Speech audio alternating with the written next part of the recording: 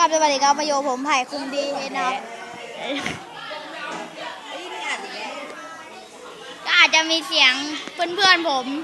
รบกวนนะครับเสียงพูดผมอาจจะเบาไปนะครับแล้วก็มาแคสเกมเดิมเกมมวย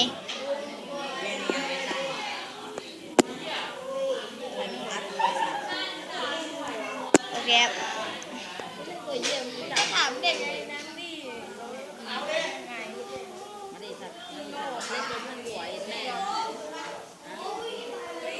ครับชก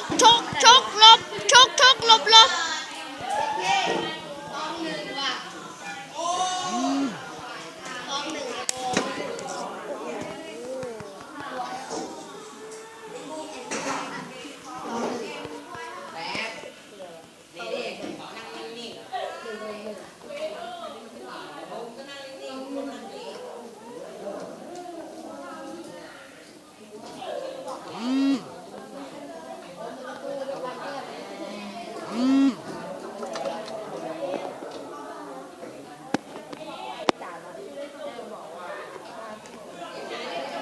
ใครเมียมึงหรอ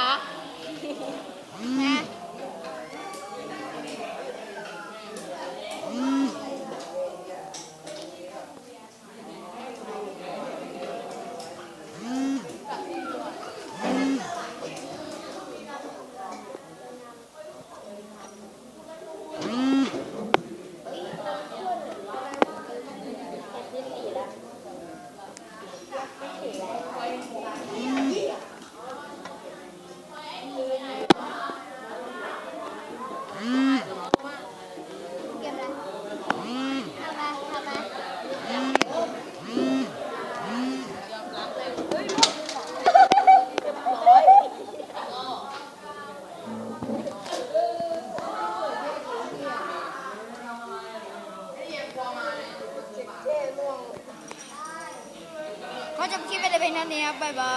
ย